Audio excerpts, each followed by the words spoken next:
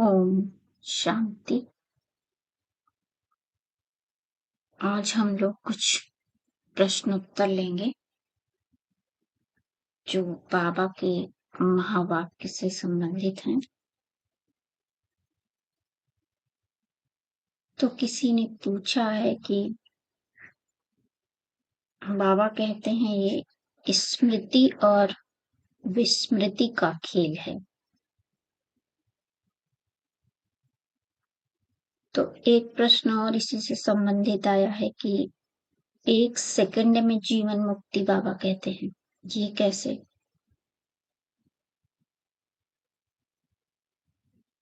और भी प्रश्न हैं इनसे ही रिलेटेड, जैसे कि हर आत्मा निर्दोष है,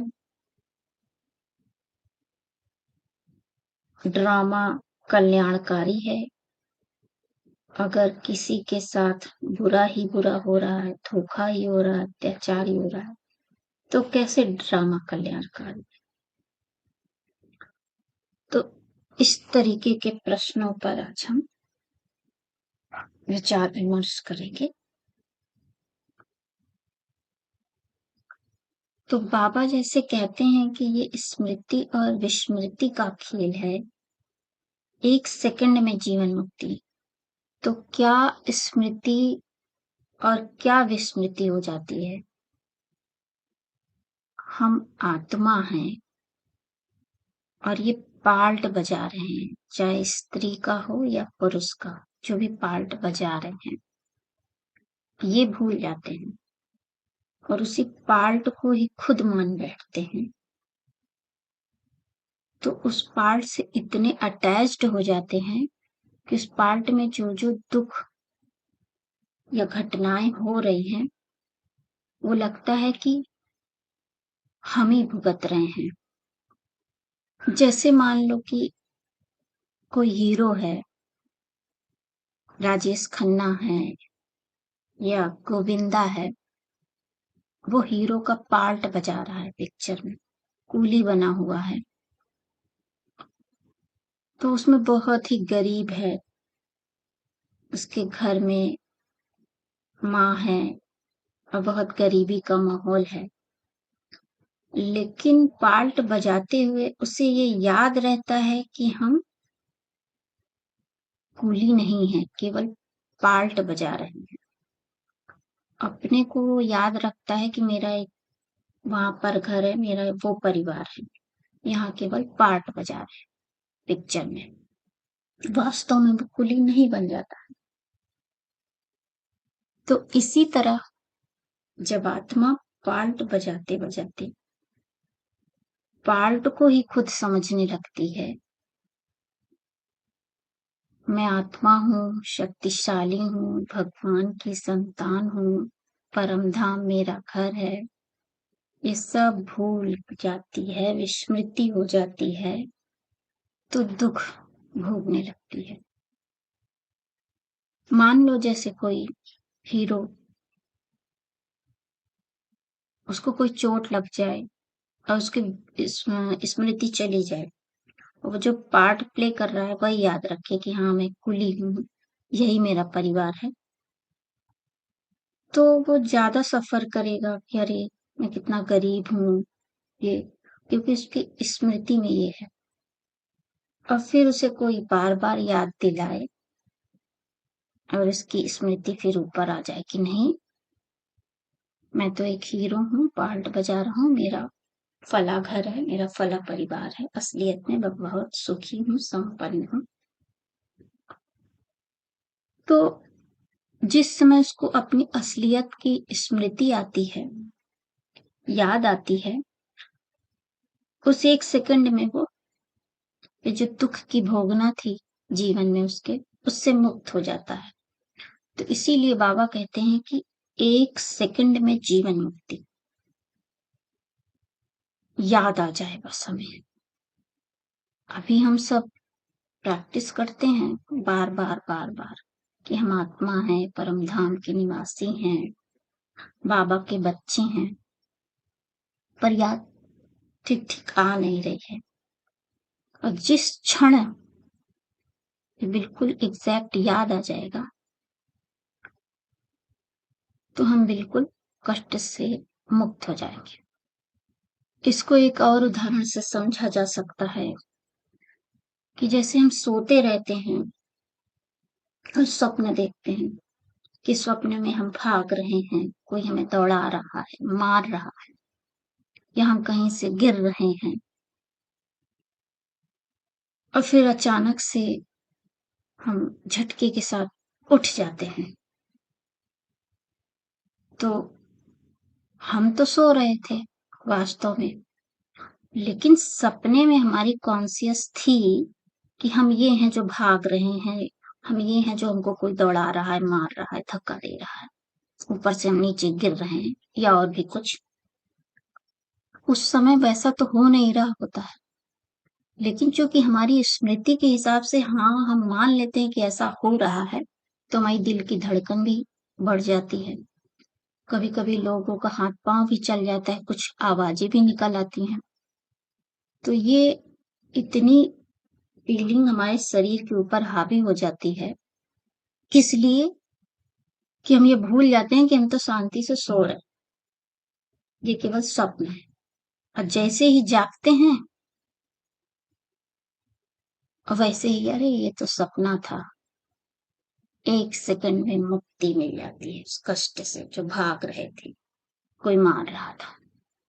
किस लिए?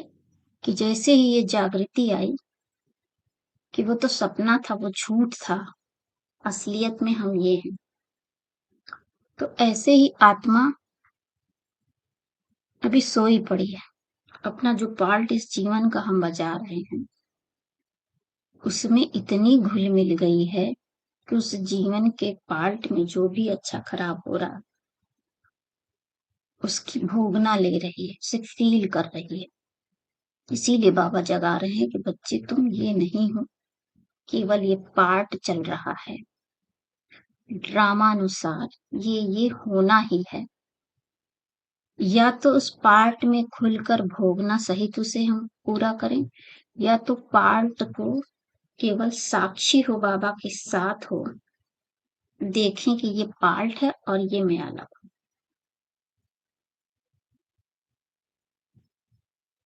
क्योंकि आत्मा को जब अपने ही पार्ट से आइडेंटिटी अपना बना लेती कि मैं ये हूं, तो उसको भोगना ज्यादा होती है। और वो अगर अपने पार्ट को साक्षी हो देखती है, तो उसकी भोगना उससे कम होती है। इसे ऐसे हम समझ सकते हैं जैसे कोई हीरो पार्ट बजा रहा है, उसमें बहुत कष्ट है उस फिल्म में, लेकिन उसे अंदर से याद है कि ये केवल एक फिल्म है जो मैं शूट कर रहा हूँ, ये मेरे वास्तविक जीवन से बिल्कुल अलग है। तो उसको आंतरिक खुशी रहती है, भले उसमें रोने का भी पार्ट होता है। तो इसी तरह जब आत्मा को याद आ जाता है कि मैं आत्मा अमर अजर अविनाशी हूँ, परमात्मा की हूँ, यह तो केवल कुछ समय का पार्ट है जो मैं आत्मा ही प्ले कर रही, खुद को पार्ट से अलग कर लेती है। जैसे हीरो पार्ट बजा रहा है, लेकिन ये पता है कि ये केवल फिल्म है, मैं तो गोविंदा हूँ, मेरा फला जगह घर है, ये फिल्म है केवल। तो उसी तरह बस हमें भी ये स्मृति रखनी है पक्की कि मैं आत्मा भगवान की हूँ, यह केवल जीवन का एक एपिसोड चल रहा है। और एक और प्रश्न है कि हर आत्मा निर्दोष है, ड्रामा कल्याणकारी है।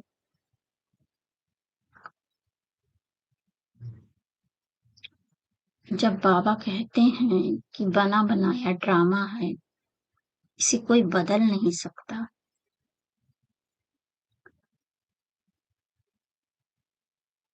सबका पार्ट नुधा हुआ है, कि किसको क्या बोलना है, क्या करना है, पहले से ही निश्चित है।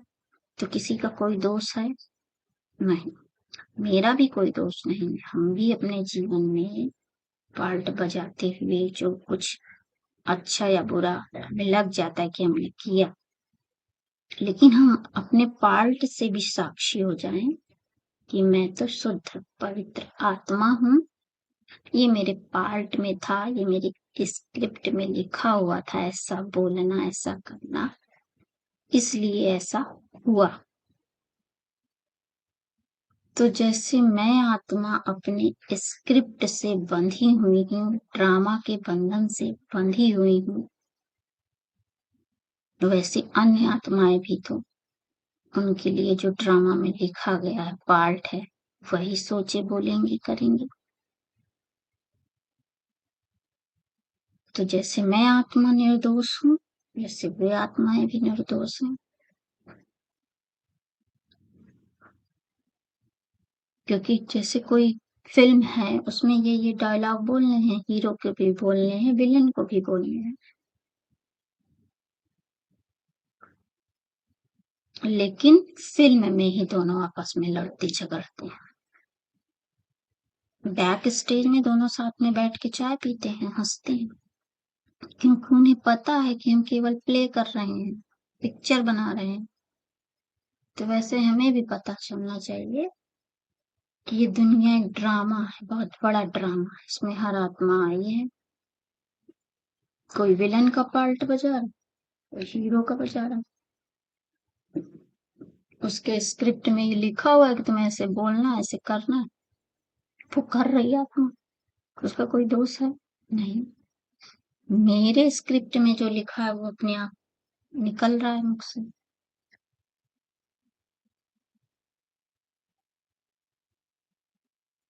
तो इस तरीके से हम कह सकते हैं कि हर आत्मा निर्दोष, किसी का कोई दोष नहीं। और ड्रामा कल्याणकारी है। किसी के साथ, किसी लड़की के साथ बहुत बुरा हो जाता है, बहुत अत्याचार होता है, धोखा होता है, बहुत कुछ होता है।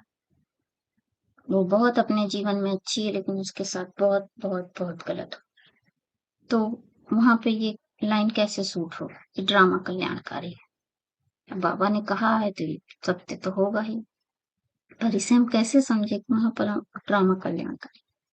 इसे ऐसे समझना चाहिए कि अगर हर आत्मा,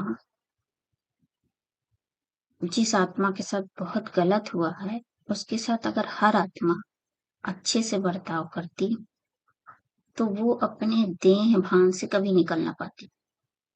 अपने पार्ट से, जो वो पार्ट बजा रही है, अपने पार्ट में इतनी घुली मिली है कि वो ये भूल जाती है कि हम आत्मा है, भगवान के बच्चे हैं, परम धाम से। और जब उसको चारों तरफ से दुख, दर्द, धोखा मिलता है, तो सबसे वो एकदम, उसका मुंह टूट जाता है। बैराग जिसको कहते हैं, बेहद का बैराग आ जाता है कि दुनिया खराब है, सब ऐसे। और जब इधर से वो टूटती है, तो फिर भगवान से जुड़ती है।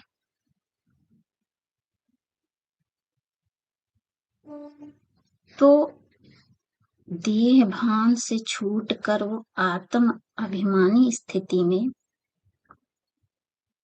अपने सत्य स्वरूप की स्मृति में टिकने का अभ्यास करती है, बाबा के माध्यम से, बाबा के ज्ञान के माध्यम से। बहुत सारी आत्माओं के जीवन में कुछ उतार चढ़ाव आया, तभी ज्ञान में आई। तो बाबा कहते हैं ड्रामा कल्याणकारी है, और हम कहते हैं ये घटना कल्प कल्प मेरे जीवन में आएगी तो बहुत बुरी। लेकिन वो घटना आई, तभी हम विचलित हुए जीवन से, फिर हम शांति खोजे या भगवान की खोज में निकले, तो हमको भगवान मिला, ज्ञान मिला, फिर हमें अपने सत्य स्वरूप की पहचान मिली, और हम फिर पुरुषार्थ करने लगे। किस चीज का?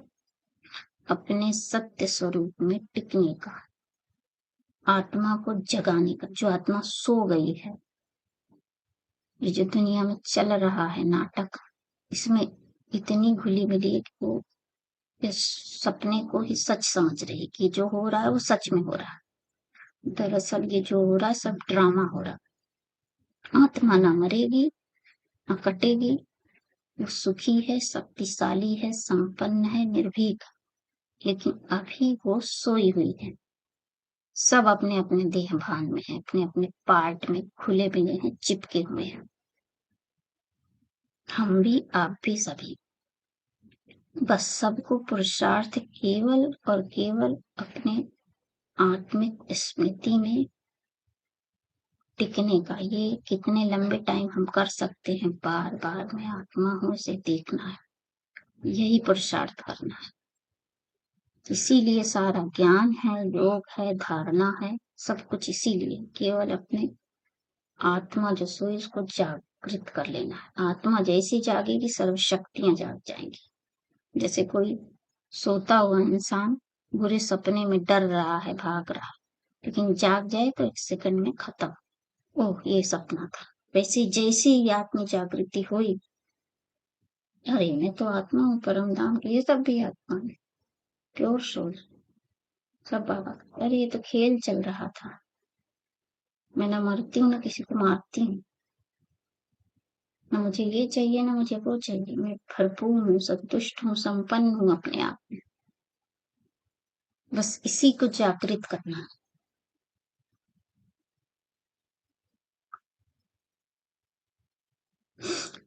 आगे के प्रश्न उत्तर हम बाद में फिर कभी लेंगे। ओम शांति।